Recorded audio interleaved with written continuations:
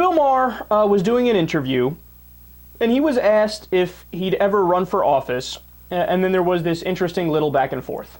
Is there any circumstance you could conceive of in which you yourself would run for office? Of course not. I'm the last person who could ever win office. They would only have to show any tape of any show I've ever done, and there are 10 things in there that would disqualify me. But, you know, crazier things have happened. No, they haven't. No. I mean, first of all, no atheist could ever win office in this country. Sarah Palin was, you know, our vice presidential candidate, so, I mean... Well, that's she was chosen for that. Nobody elected her to the high office.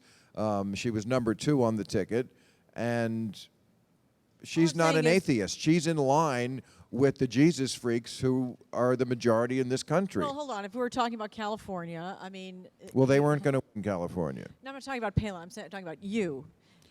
There are places where not being a religious person are not necessarily not really a political liability. Well, then why are there 0 atheists in Congress? They are the least represented people in this country, because the number of people now who say they do not believe in any religion and either agnostic or atheist is approaching 15% in this country. But the representation isn't 15%. 15% is a bigger minority than blacks, Jews, Latinos, gun nuts, whatever minority you want to say. 15% is higher, but we have 0 representation. But that is changing. People are coming out of the closet. As atheists? Absolutely.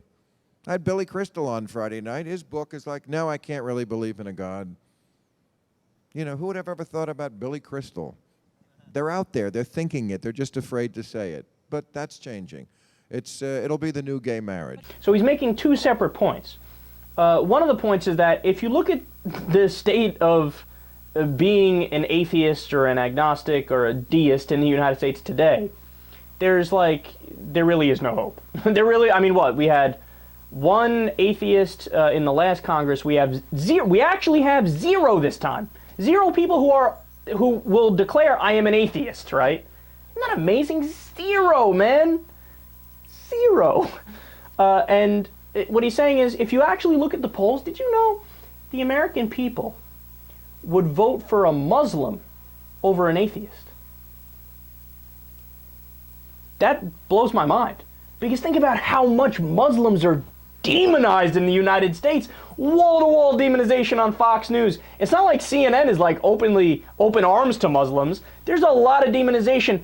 The fucking South and the Midwest, forget it. I wouldn't want to go there if my name was Muhammad. Are you kidding me? I'd be in a hell of a lot of trouble.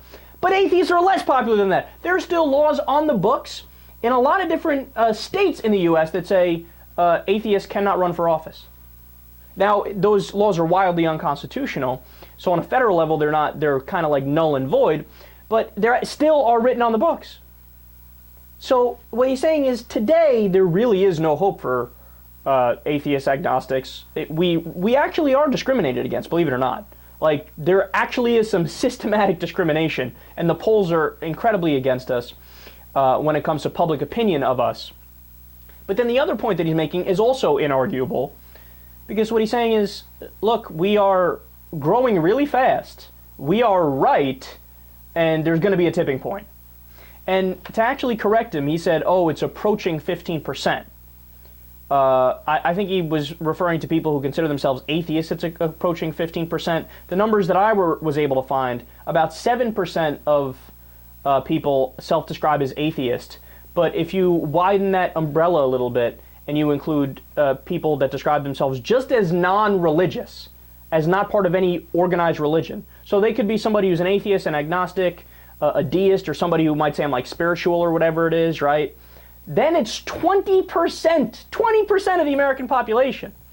So in summation, every point he actually made was right.